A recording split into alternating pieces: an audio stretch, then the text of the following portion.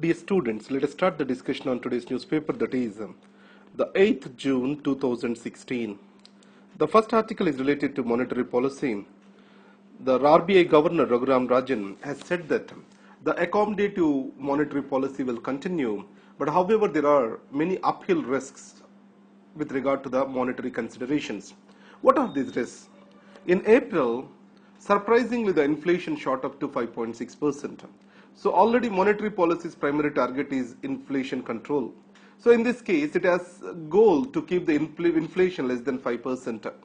And second is, inflation expectation among the people is still high. The real inflation and what the people think about the rise in prices, these two will influence the actual inflation happening in the economy. And second, and after this, the crude oil prices are slowly increasing.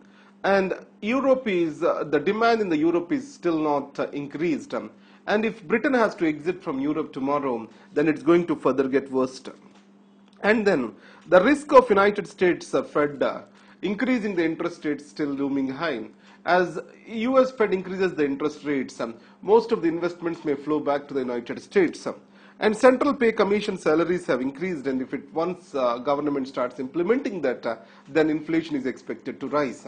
So in this case, the fears of inflation made Raghuram Rajan to make a decision not to change the rates.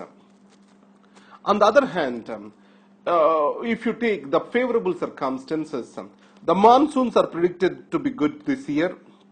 And the second thing is, the steel and cement production has increased, the industrial production has increased. So these are the welcoming signs for Indian economy. Now, coming to West Asia, we all know that with regard to West Asia, we have to balance three axes. One is Iran axis, Saudi Arabian axis, the other is Israel axis. Iran and Saudi Arabia, these are very much important from energy security. Iran is critical with regard to the connectivity of India into Central Asia and also energy security. And Israel, it is very important from defense perspective or defense imports for India. So in this context, now Iran and Saudi, they are at a proxy war. If you take Syria, Iran supports the Assad regime, the opposition is supported by the Saudi. And then if you take Yemen, the ruler is supported by the Saudi, and the opposition are rebels, Houthi rebels are supported by Iran. So this is how the proxy war is going on, and Saudi represents the Sunni faction and Iran represents the Shia faction. So in these circumstances, India has to maintain relations with these three factions. So how to balance these three is the major thing for India. So in this context, Indian Prime Minister Modi made visits to UAE, Saudi Arabia, Israel, and also to the Iran. So whenever he went there, previously our major relationship is on the trade lines. Now the relationship is changing more to the investments and also to a strategic partnership.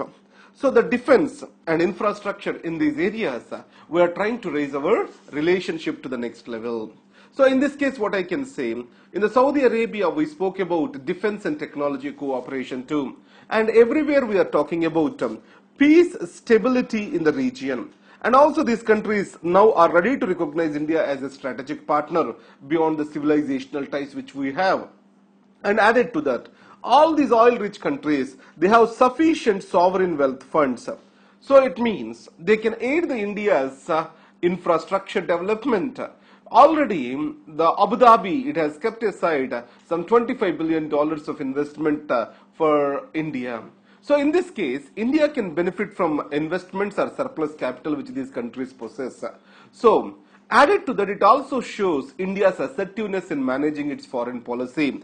If you see, our Foreign Secretary Jain Shankar said, our brand image as India, and added to that growing economic might of India, it will not make her to just sit as a idle beneficiary or watcher of the happenings, or just a passive recipient of the outcomes of the world.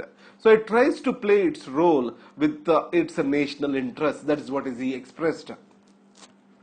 Now coming to this gurudom. So this is no way related to our syllabus, but however, so what it says is, if you Hinduism from very beginning, it is dominated with the spiritualism. So actually, there is no Hindu religion according to some. Different thoughts of a religion are been clubbed into one religion as Hinduism by the Britishers. That is one way of argument. But whatever be the case, the Hindu religion is faced with social exclusion, especially the caste system. If you see the Bhakti movement, it is fight against the caste system. And today, if you see the growth of the spiritual leaders, one way it can be seen to the market economy, the author sees it as in relation to market economy. In a market economy, every citizen feels powerless and helpless. The reason is, everything is for sale in a market economy. An individual self-respect is also a commodity in a market economy. So in those circumstances, to know something about himself, to look in himself, he needs some assistance. That's why this guru business is growing in India. That's what is author expressing. Now, there is a study on the reservations. What this study says is this. Generally, we have this misconception. The people who came on reservations to various colleges, they underperform, they are differentially treated. But what this study shows is, this is by American Economic Review, what it says is, the affirmative action has dramatically increased the enrollment of the men and women in the schools and colleges. And the second is, initial years when the people have come to the schools and colleges, their learning outcomes might be low, but over a period of time, the learning outcomes and competitiveness has increased. So this shows that whatever the objectives of the reservations, these are getting fulfilled. Now, India-US to ratify Paris deal by 2017. So what is meant by this Paris deal? So it is related to the climate change, where all the countries have agreed to bring the climate rise, or else the temperature rise, core temperature rise below 1.5 degrees C. That is an ambitious target. So in this context, by 2017, India, USA agreed to ratify the Paris Agreement. So here the ratification in USA, it has to be done by the US Congress. In India, it has to be done by the Indian Cabinet. And the next is, added to that, if Paris Agreement has to come into force, the 55 countries having at least 55% of the emissions, they have to sign for it. Now, India is the fourth largest emitter with 6.96% of the total global emissions, and it falls after China, US, European Union, that is, it is in the fourth position. Added to that, US is also supporting India on its membership to the National or Nuclear Suppliers Group, NSG. Now, India has entered into, all the formalities are finished for India to enter into missile technology control regime. So with regard to this, there are 34 states, and India is also being welcomed into this. So now, previously Italian Marines who were arrested in India, because of their issue pending, Italy has objected to India's entry into this particular group. Now, as Italian Marines case has been done away with because of the international arbitration, so now the decks are clear for India to enter into this. So what it says, this places restrictions on proliferation of rockets and unmanned aerial vehicles delivering a payload of 500 kg to a distance of 300 kilometers. So 500 kg to a distance of 300 kilometers, that is what is being said. So in this case, India's entry into missile technology control regime will also pave its way for entry into the nuclear suppliers group, that is what is believed. Now, India-Japan nuclear deal. Now, with regard to the Indo-US nuclear deal, India-Japan nuclear deal is also very critical. The reason is, Mitsubishi, Hitachi, all these Japanese companies, they supply the critical inputs to the nuclear reactors, which are being prepared by GE, Westinghouse, etc. in United States. So this GE Westinghouse, they will establish their reactors in India. So without Japanese spare parts, these will not be in a position to establish them. But however, Japan being a victim of the nuclear bomb, it is not willing to provide for any nuclear assistance to a country which did not sign non-proliferation treaty.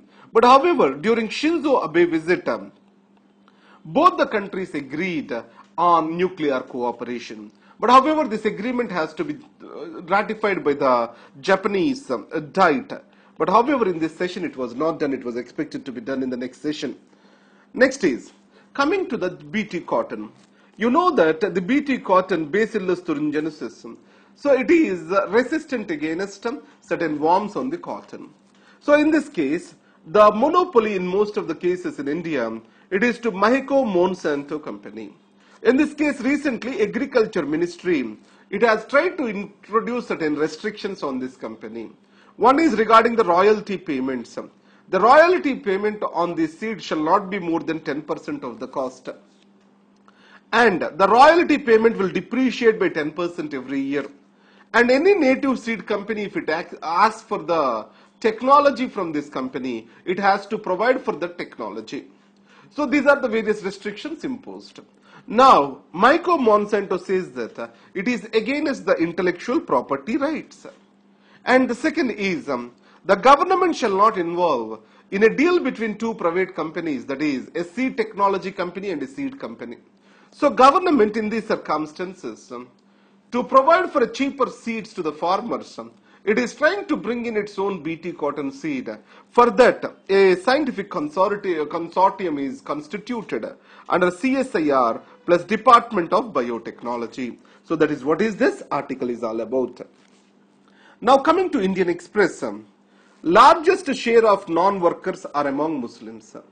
So non-workers means these are an active workforce who can work, but who are not actually working. So in India, the non-participant workforce, it is around 26%. So in this case, most of these people are among Muslims, and it is less than, or else the reason, Jains and Muslims have the highest non-participant workforce. For economies such as India, having such a large non-participant workforce is not a very good sign.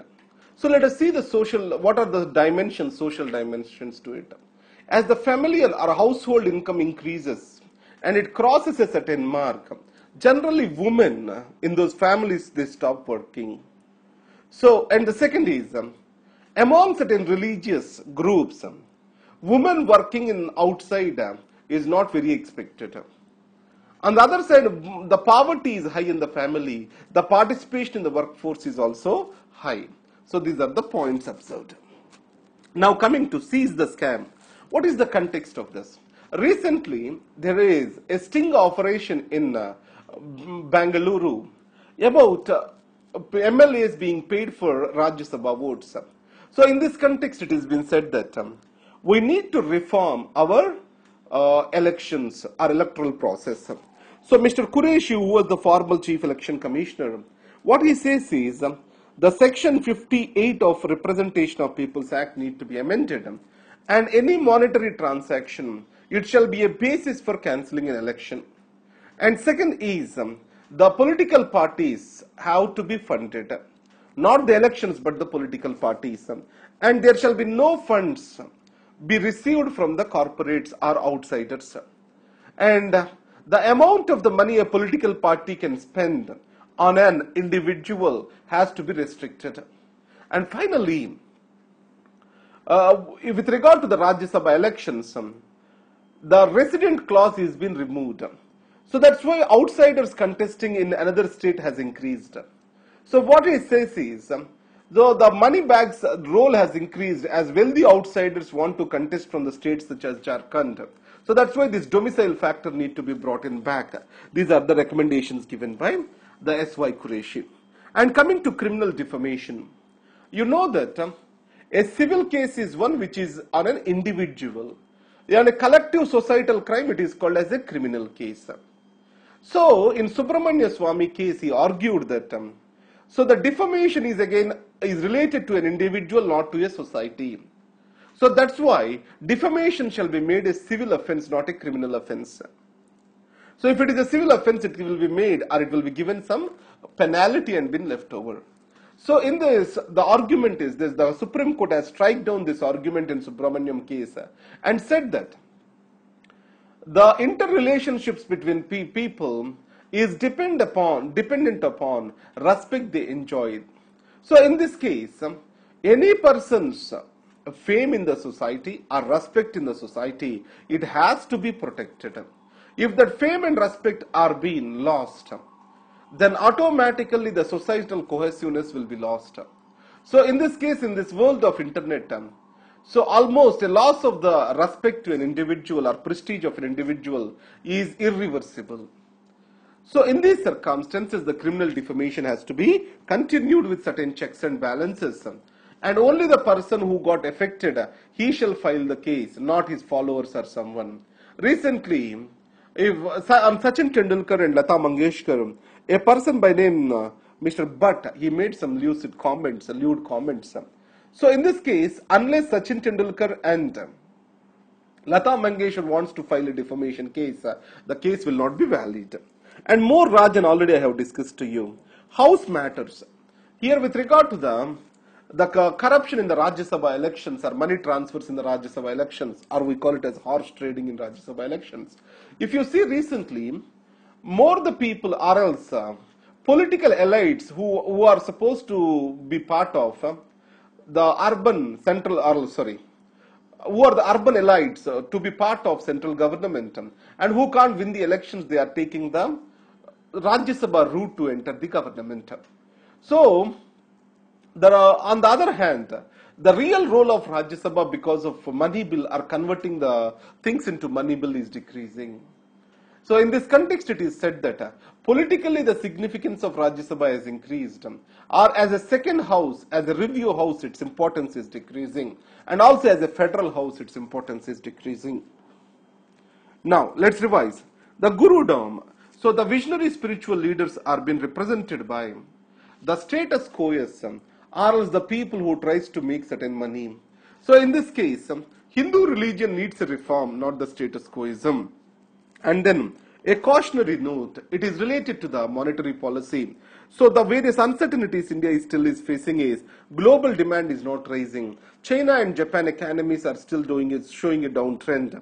And consumer price index showed a surprise rise in inflation by 5.39%. Seventh pay commission has yet to be implemented. US Fed can increase the rates.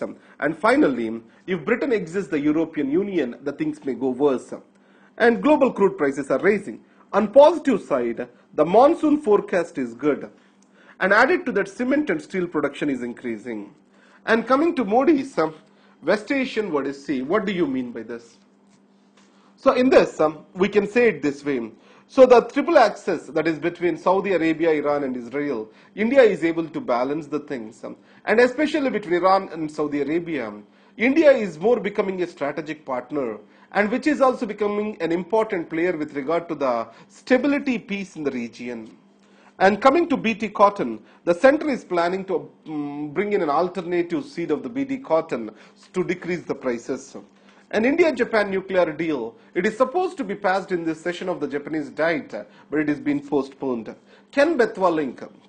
Now related to this, Ken Betwa link, it is to provide irrigation and drinking water facilities to the Bundelkhand region. So, but however, in Madhya Pradesh, it is causing a submergence of Penna Tiger Reserve and also the various nesting points of vultures. So, in this case, the project is getting delayed. So, Water Resource Minister, she said that she will go on a hunger strike if it is not been taken up. India is about to be a part of missile technology control regime. So, Paris deal, India is going to conclude it by 2017. So the reservation in higher education, it is providing for the intended benefits as the pass rate among the people who are the beneficiaries of the reservation has increased. And now the non-workers are increasing among Muslims. So it means generally the poverty is the one feature which increases the participation of the workforce. As the income levels increase for a household, then participation of the women is decreasing. And the second thing is, we all know, that is, in India, certain religious factors, etc., will not allow women to work outside. Now, finally, With regard to the election reforms, S.Y. Qureshi's article, criminal defamation, we have discussed. So recently, the political heft of the Rajya Sabha has risen. The federal character of the House has been lost in the process. Why? Now, the first point will be this. So Rajya Sabha, money bills, how the Rajya Sabha is going to be sidelined. And the second thing, so domicile factor or residence factor is no more a criteria to contest the Rajya Sabha elections. And the third, more and more, the people in the government are taking an entry through the Rajya Sabha route. And after that, the corruption in the Rajya Sabha elections is also increasing. So these are the various points you can write about. So which supports that the Rajya Sabha is still politically important, but federal character is changing. Thank you very much. All the best.